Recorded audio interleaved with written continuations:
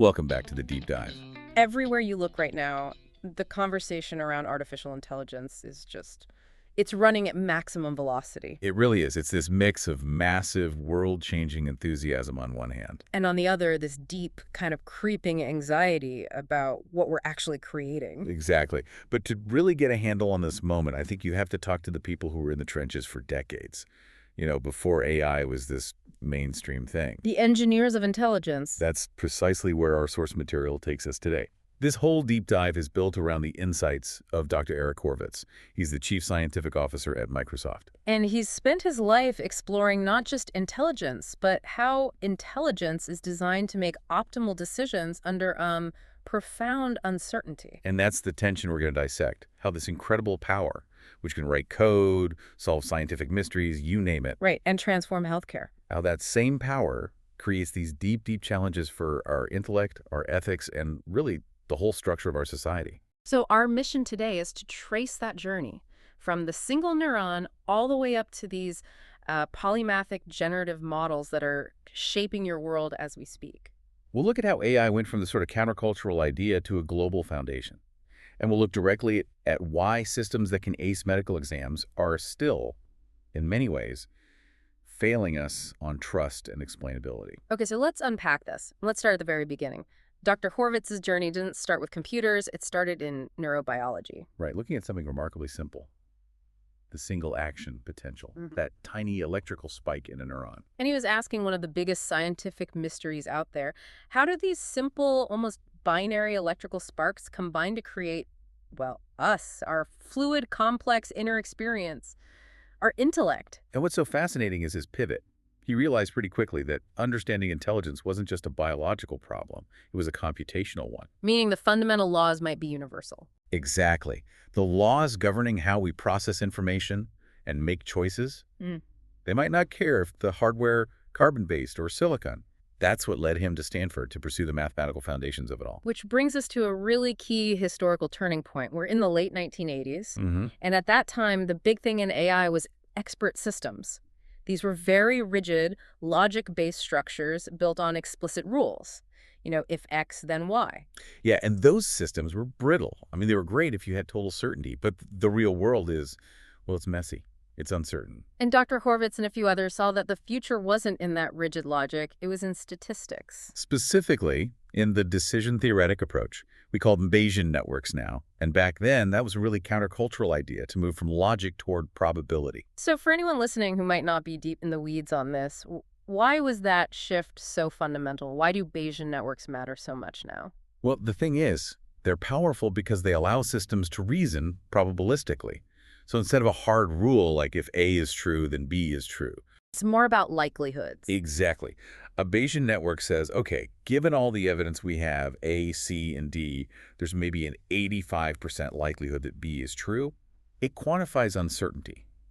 And that is essential for any real-world decision, from a medical diagnosis to climate modeling. So that countercultural idea is now basically the foundation for modern AI. It absolutely is. Okay, so let's fast forward. He points to two massive inflections that got us to where we are right now. The first one was around 2010 with neural networks. Right, and these models, they'd been around for decades, but they were, I love this phrase he uses, famished for data. They were just waiting for enough information to learn from. And once they got it, once they were fed these massive, unprecedented data sets, they finally delivered. They started doing really strong perceptual work. Like what? What's a good example? Think about interpreting radiographs or looking at dermatologic images and diagnosing a condition with the skill of a seasoned expert. That was the first big leap into true competence. But the second inflection, which has been happening in just the last 5 years with these large-scale generative models, that's where things get, truly mind-bending. Oh, completely. These systems are now showing what he calls sparks of more general intelligence. They're becoming polymaths. Yes. Yeah. They aren't just an expert in one thing anymore. They can reason across multiple domains. They're writing complex code, composing poetry, proving theorems, and even solving these notoriously hard combinatorial optimization problems. Okay, can you ground that last one for us? Yeah. A combinatorial optimization problem. Yeah. What does that look like in the real world? So the classic example is the traveling salesman problem. You have a set number of cities, and you have to find the most efficient route to visit every single one and get back home. minimizing the distance. Right.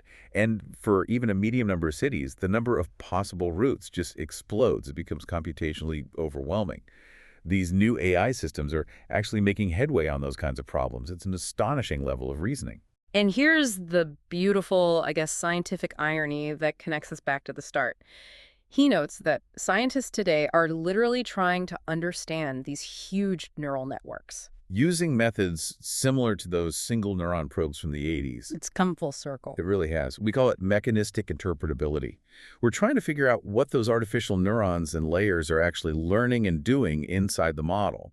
It just highlights that the mystery of intelligence is still there, even when we're the ones who built it. So if that's the scientific excitement, we have to talk about the societal anxiety. There's this historical analogy that gets used about the fear of electricity in the late 19th century. Yeah, people worried that electric lights would hurt their health. Hotels had to post signs saying, don't light this with a match. But the point Dr. Horvitz makes is that the fear of AI is fundamentally different. It's not like the fear of steam or combustion or even electricity. Right. Because those were tools that enhanced our physical power. Yeah. AI is the first technology that directly challenges our self-identity as Homo sapiens. Because our intellect, our ability to reason and create, that's always been our thing, our defining characteristic. And now it's not exclusively ours anymore. Which leads to this dual impact. On one side, the transformative promise is just vast. The goal is human flourishing. We're talking about leveraging AI for huge global challenges like climate change. Sure, like finding entirely new chemistries that could cheaply and efficiently pull carbon dioxide right out of the atmosphere, that kind of thing. And of course, the revolution in healthcare. The hope that AI will help turn many cancers into manageable chronic diseases or design new protein-based therapeutics. Or maybe even solve the riddle of autoimmunity, something we humans with all our biological complexity just haven't been able to crack. Alongside that promise, there are these critical near-term rough edges that we have to deal with right now, and one of the biggest is the threat to democracy, the risk of entering what he calls a post-epistemic world. That phrase is so heavy. It is. What's the fundamental difference between that and just, old-fashioned propaganda? It's a crisis of scale, speed, and fidelity. In a post-epistemic world, AI can generate high-fidelity alternate realities, personalize convincing deepfakes, synthesize disinformation so well that it becomes incredibly difficult for anyone to tell fiction from reality. It's not about spotting an obvious lie anymore. No. It's about living in a world where shared reality itself is constantly up for grabs. And if you can't trust what you see or read, the foundations of public discourse and democracy they erode. Another major concern, and one that I think flies under the radar a bit, is biosecurity. Absolutely. We have to address the mitigations needed for AI's use in bioscience. He points to a recent paper in Science that showed how these powerful models could, if they're not controlled, lower the barrier to designing new biological threats. This is the same tools that accelerate discovery for good. Can accelerate it for harmful outcomes, too. It's a chilling thought. And then there's the more subtle individual danger, cognitive complacency. The autopilot problem. The autopilot problem. It's a profound risk, especially in education. If a student could just pull down a tab and get a fully written essay, or a professional can get a complex legal memo, they bypass the struggle. And that struggle is where learning happens. It's what builds the mental architecture for independent thought. Exactly. We risk degrading our core intellectual skills. Now, some people argue that it actually forces you to become a better supervisor, checking the AI's work. But the counter-argument is pretty strong. It is. If you haven't done that initial intellectual heavy lifting yourself, how can you possibly have the foundation you need to spot the AI's subtle errors? And this issue of spotting errors, of trust, that is everything when lives are on the line. Which brings us to the crisis in high-stakes fields like medicine. Trust in medicine is all about explainability and what's called competence calibration. Those old Bayesian systems, they were calibrated. They told you the likelihoods, the uncertainties. You knew the boundaries of their knowledge. You knew when the system was confident versus when it was just guessing. Right. But these modern tools, for all their power, they lack that. They're black boxes. And this is where that incredible metaphor comes in. Dr. Horvitz calls these powerful AI systems a glob of blue-green gas.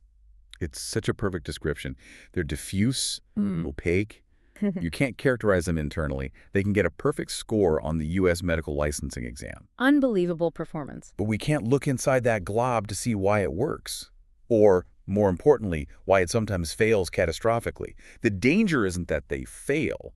It's that the failure is often impossible for a human expert to recognize without knowing the logic. Which creates these real-world ethical dilemmas, like that example of the patient deterioration AI model being used in Korea. Oh, that case is the perfect illustration. Yeah. The AI is an early warning system. It detects subtle changes, and it outputs a severe number, basically a warning siren, saying this patient is about to crash. Sounds useful. It should be. Yeah. But it doesn't say why. Yeah. It can't articulate its reasoning. So the medical team gets a siren, but they have no idea what triggered it. And they can't just blindly trust a system they don't understand, not with a patient's life. So what happens? They're forced to spend more time than they would have without the AI, frantically reviewing every single piece of patient data, trying to reverse engineer the AI's logic. The tool meant to save time actually becomes a burden. An incredible burden, because it fails to provide the evidence to justify its own life-saving warning. The conclusion is that for high-stakes AI, just showing it works in a trial isn't enough. You need to know why it works. You need reasonable evidence for the decision. Without that, you can't ethically deploy it. Let's shift from patient safety to scientific integrity, because it's grappling with the exact same question of provenance. Where did this come from? It's a huge issue for replicability in science. I mean, science depends on me being able to replicate your results. But if you use an AI model, say Model X, in your research, that model might be different tomorrow. It might be a completely different system 6 months from now, even if it has the same name. The training data, the parameters, they all change. We lose the provenance of the research tool itself. And that same problem is plaguing copyright law with AI-generated art or text.